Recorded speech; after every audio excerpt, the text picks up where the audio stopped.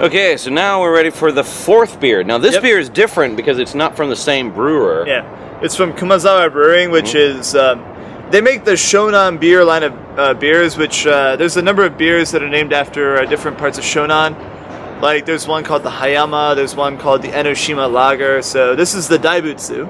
Yeah, and as you really can see, cool image. Yeah, has the Buddha image on it. So. This is a Schwarzbier, which is a German black beer. So you have like your black beers, like your Guinness stouts and stuff like that. But this is a really malty, like a really roasted malty beer that's just colored black. So, I mean, I like Schwarzbier a lot. Like the most common Japanese Schwarzbier I've seen is the Ebisu Black. That's a Schwarzbier. So, yeah. So I know I've had this beer before. I know I love this beer. So I think you'll like it too, Dave. All right. Kanpai. So Kanpai is our final beer. Oh yeah, this is great.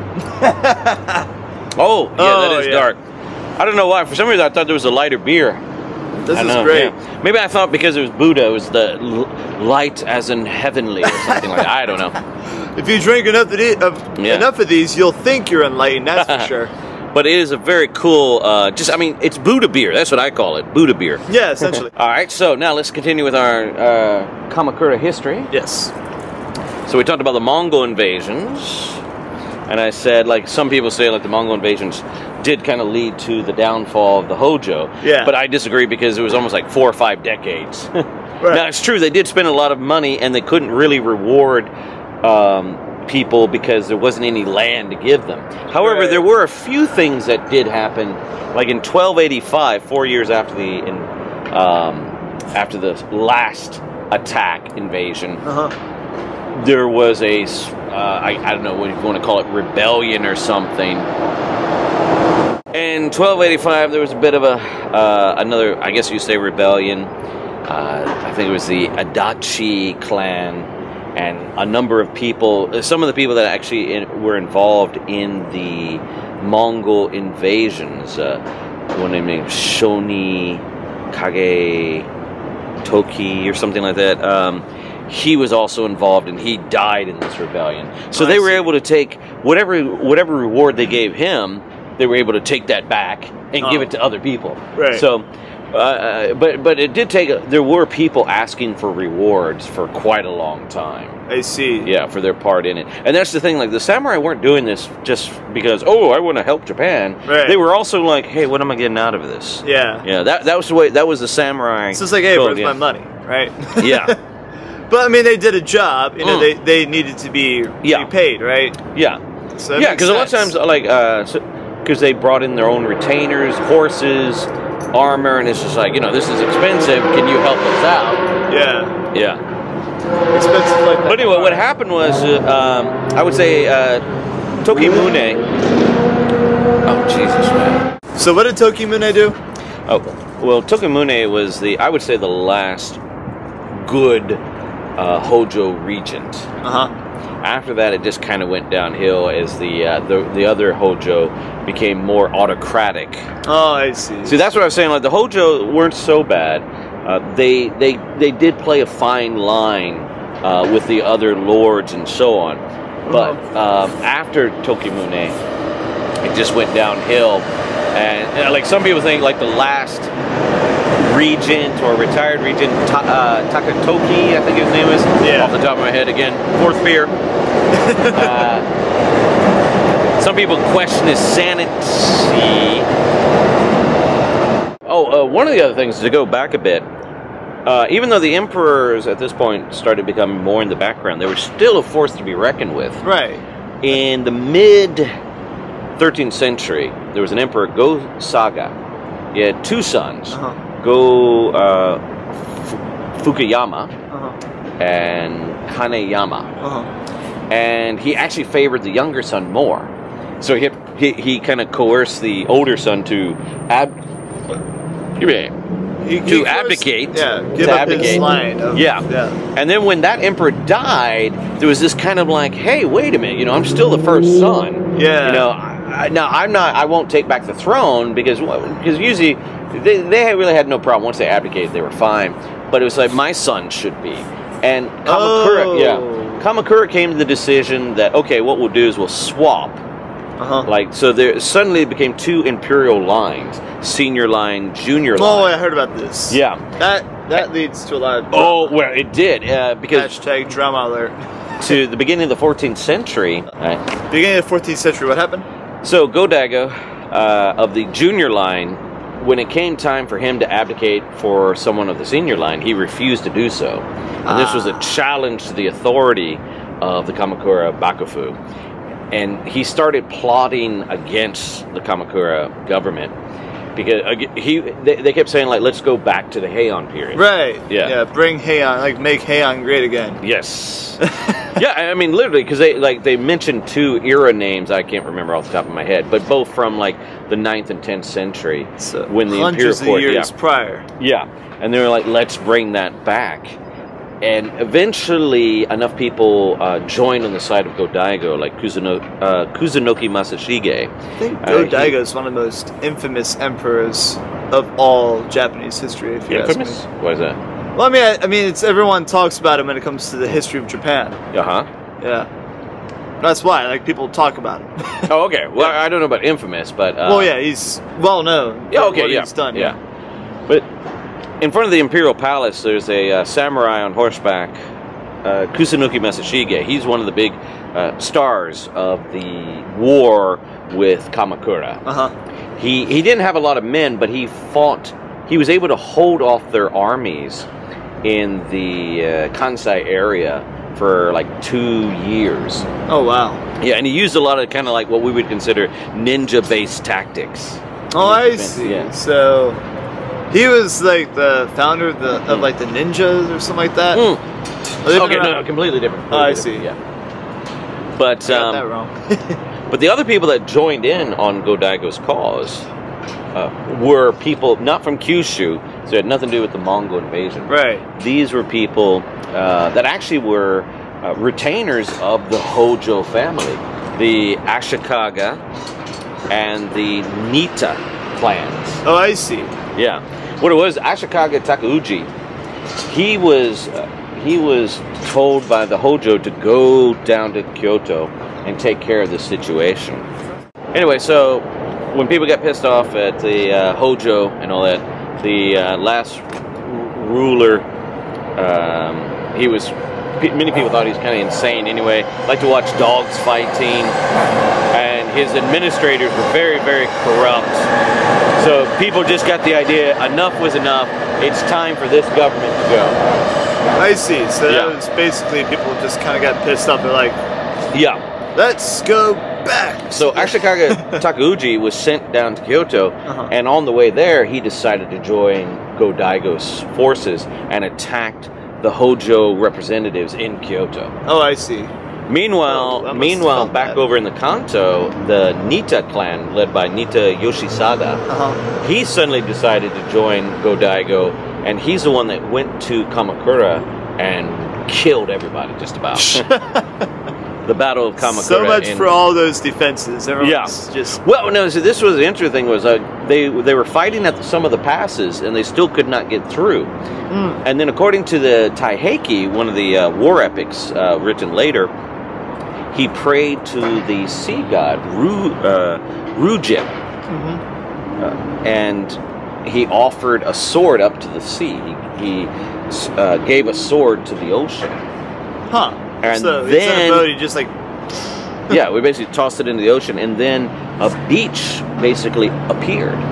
The water receded, and they were able to ride along that beach into Kamakura. Are you sure there wasn't a tsunami that came afterwards? No.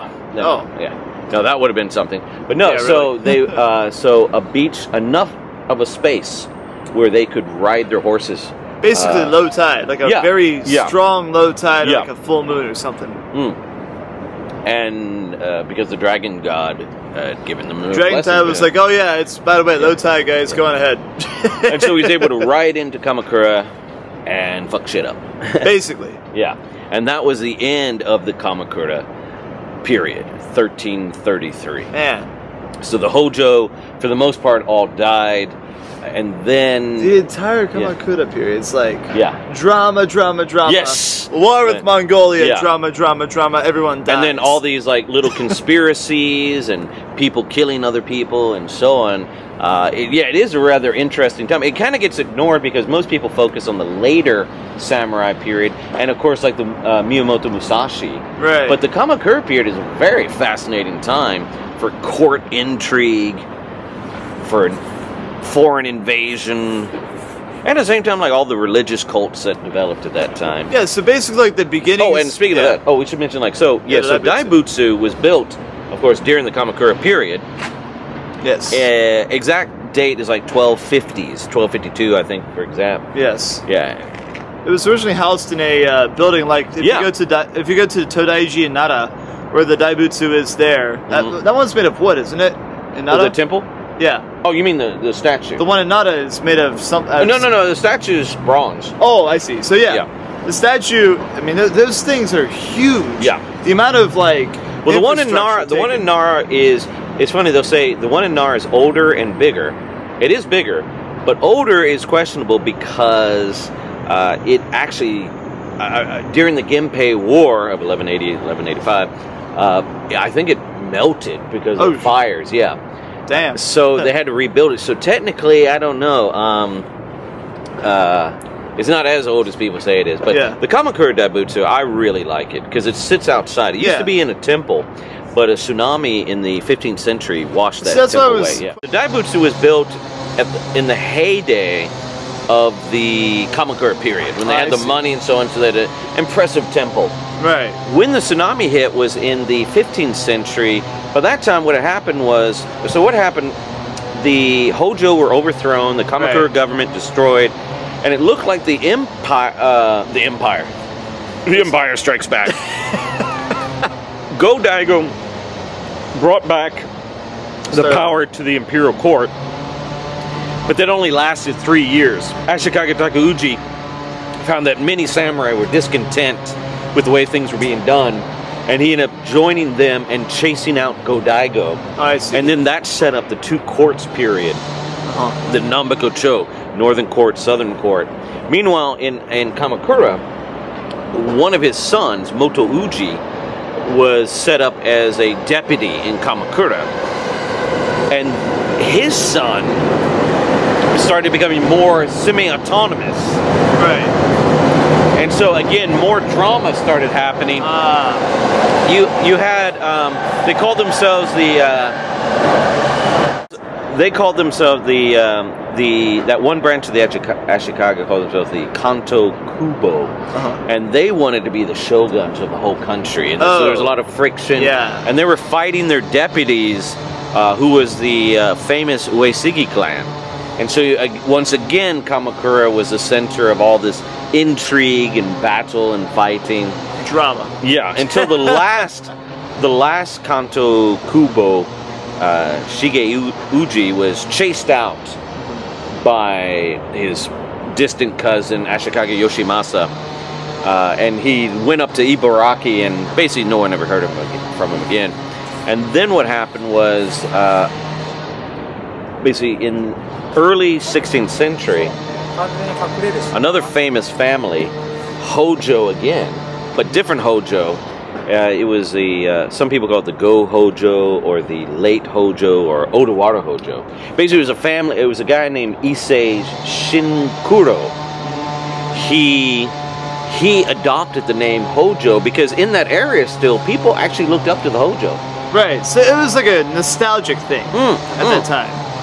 Yeah, by that time, this is in 15. Yeah, this is in so in 1512, 1513, around that time, Kamakura came into his hands. Right. And the name Hojo had a very as you say, nostalgic. Almost 200 years after they had gone away. Right. And then the Hojo family was defeated. The Go Hojo family was defeated in 1590. Right before the right before the Edo period. Yeah. Well, that's what led to the Edo period.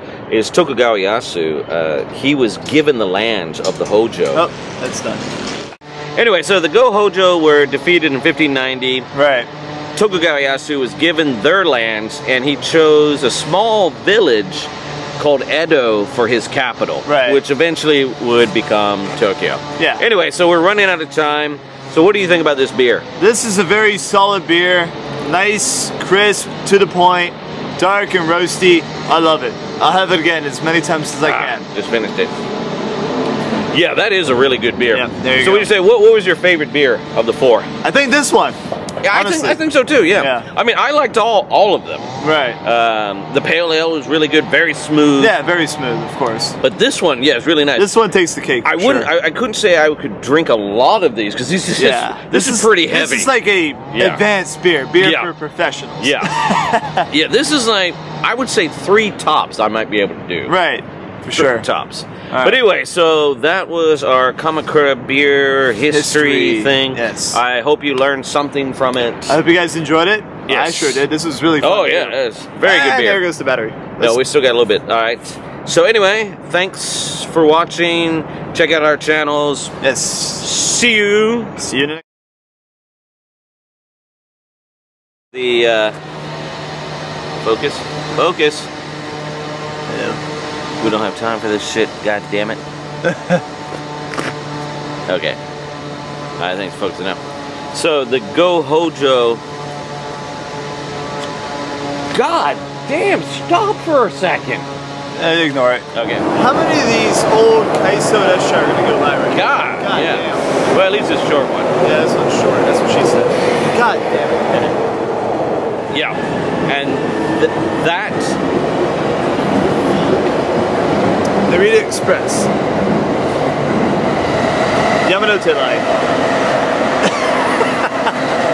If you have a blooper reel, I hope you keep that in. Yeah.